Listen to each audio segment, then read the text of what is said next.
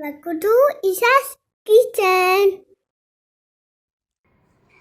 അപ്പോൾ ഇന്നത്തെ നമ്മുടെ റെസിപ്പി ഗ്രീൻ മസാല ചേർത്ത എഗ് റൈസ് ആണ്.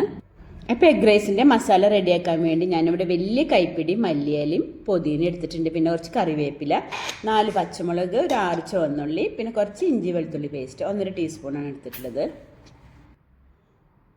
എല്ലാം കൂടി ഞാൻ മിക്സർ ജാറിലൊന്ന് അരച്ചെടുത്തിട്ടുണ്ട്. നല്ല പേസ്റ്റ് പോലെ അരയ്ക്കണമെന്നൊന്നുമില്ല കേട്ടോ, ചെറിയ തരിതരിപ്പായിട്ട് അരച്ചെടുത്താലും മതി. ഇനി ഒരു പാൻ അടുപ്പത്ത് വെച്ച് അതിലേക്ക് നമുക്ക് കുറച്ച് വെളിച്ചെണ്ണ ചേർത്ത് കൊടുക്കാം. വെളിച്ചെണ്ണ തന്നെ എടുക്കാൻ ശ്രദ്ധിക്കണം. ഇനി നമ്മൾ അരച്ചെടുത്തിട്ടുള്ള ഗ്രീൻ മസാല വെളിച്ചെണ്ണയിൽ ചേർത്ത് ഒരു മീഡിയം ഫ്ലെയിമിൽ വെച്ച് നന്നായി ഒന്ന് വഴറ്റിയെടുക്കാം. ഈ എഗ് റൈസ് ഉണ്ടാക്കാൻ വേണ്ടി ഞാനിവിടെ എടുത്തിട്ടുള്ളത് ബസ്മതി റൈസാണ്.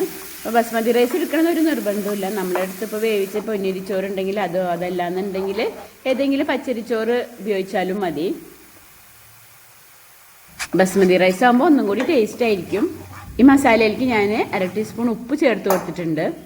പിന്നെ നമുക്ക് അതിലേക്ക് ചേർക്കേണ്ടത് 1/4 ടീസ്പൂൺ മഞ്ഞൾപ്പൊടി, 1/2 ടീസ്പൂൺ ഗരം മസാലപ്പൊടിയാണ്.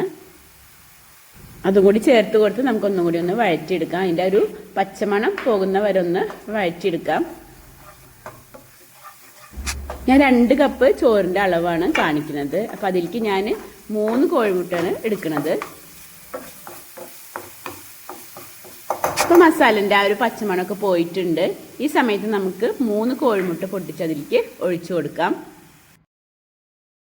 ഇനി മസാലയിലിട്ട മുട്ട നന്നായി ഒന്ന് ഇളക്കി ഒരു 1/4 വേവ് ആവുന്ന സമയത്താണ് നമ്മൾ വേവിച്ചെടുത്തിട്ടുള്ള ബസ്മതി റൈസ് ചേർത്ത് കൊടുക്കുന്നത്.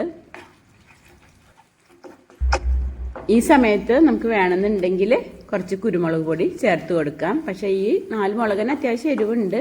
ഇനി കൂടുതൽ വേണമെന്നുണ്ടെങ്കിൽ കുരുമുളക് പൊടി ചേർത്ത് കൊടുക്കാം.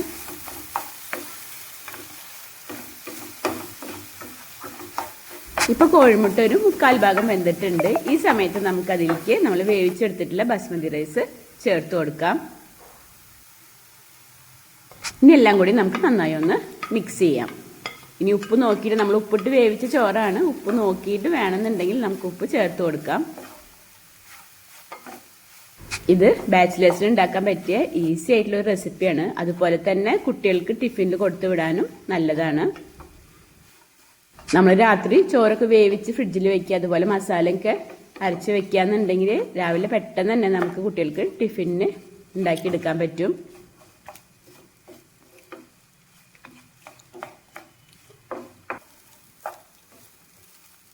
ഇപ്പം എല്ലാം നന്നായി മിക്സ് ആയിട്ടുണ്ട്. ഈ സമയത്ത് നമുക്ക് ഹൈ ഫ്ലെയിമിൽ വെച്ച് കുറച്ചും കൂടി മല്ലിയില ചേർത്ത് കൊടുക്കാം.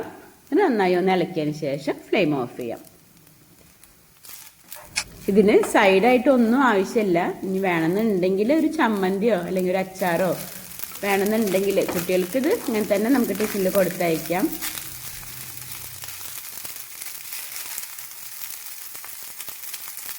അപ്പം നമ്മളെ വളരെ ഈസി ആയിട്ടുള്ള ഈ എഗ് റൈസിൻ്റെ റെസിപ്പി നിങ്ങൾക്ക് ഇഷ്ടമായിട്ടുണ്ടാവുമെന്ന് വിചാരിക്കുന്നു. ഇഷ്ടമായിട്ടുണ്ടെങ്കിൽ എൻ്റെ വീഡിയോ ഷെയർ ചെയ്യാനും നിങ്ങളുടെ അഭിപ്രായം കമൻറ്റ് ചെയ്യാനും മറക്കരുത് കേട്ടോ. അപ്പം ഇനി മറ്റൊരു വീഡിയോ ആയിട്ട് വരാം. Thank you.